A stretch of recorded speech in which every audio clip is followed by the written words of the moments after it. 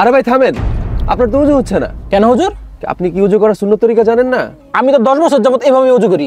ইন্না লিল্লাহ, কি বলছেন ভাই? কাছে আসেন, আপনাকে আজকে উজু করার সুন্নত তরিকা শেখাবো। আসেন আমরা বিসমিল্লাহ বলে আমরা আমাদের কার্যক্রম শুরু করব। বিসমিল্লাহ। প্রথমে আপনি শুরু করেন, দুই হাত কবজি সহ ইনশাআল্লাহ আমি করব। ডান হাত, তারপরে বাম হাত কবজি সহ ধুয়ে আঙ্গুল খেলার করার চেষ্টা করবেন ইনশাআল্লাহ। এরপরে বিসমিল্লাহ বলে মুখে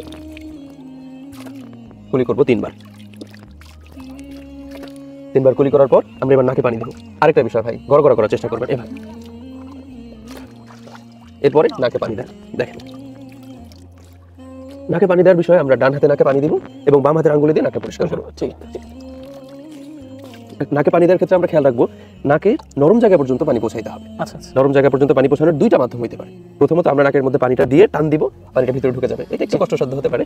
অন্যথায় আমরা নাকের কাছাকাছি পানিটা নিয়ে একটু নাড়া দিব, তাহলে নাকের মধ্যে পানি ঢুকে যাবে এবং এভাবে করে নাক পরিষ্কার করে ফেলবো, ঝাড়া দিয়ে নাক পরিষ্কার করে ফেলবো। জি।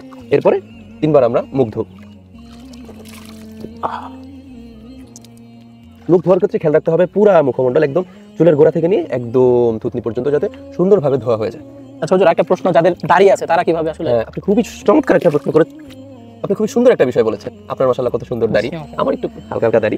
সেক্ষেত্রে যাদের দাড়ি আছে তারা দাড়িতে একটু পানি এভাবে করে দিয়ে দাড়িটা খেলাল করার মতো করে নিবে, যাতে করে এই জায়গাটা সুন্দরভাবে ধোয়া হয়ে যায়, ভিজে যাচ্ছে। এটা 3 বার আমরা করলাম। এরপর 2 হাত আমরা কোণে পর্যন্ত 3 বার ধুতে করব। আচ্ছা আচ্ছা।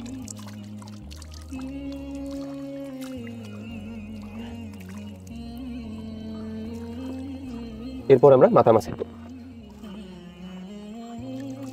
মাথা মাসাজ করার ক্ষেত্রে আমরা উপর থেকে এভাবে টান দিয়ে পুরো মাথা মাসাজ করে ফেলবো। ঠিক আছে ঠিক আছে। পুরো মাথা মাসাজ করে ফেলবো। এরপরে এই যে 2 আঙ্গুল আছে, এই 2 আঙ্গুল দিয়ে কানের ভিতরে এবং এটা দিয়ে কানের বাইরে। আচ্ছা ঠিক আছে, ঠিক আছে। এভাবে আমরা মাসাজ করে ফেলবো। এরপর আমরা 3 বার পায়ের টাকনো পর্যন্ত ধুতে করব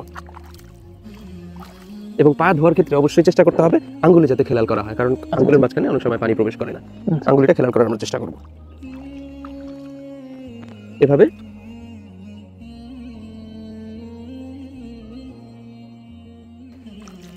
এবার বলেন ভাই, আপনি যেভাবে উজু করছিলেন সেভাবে কি আপনার উজু হয়েছে?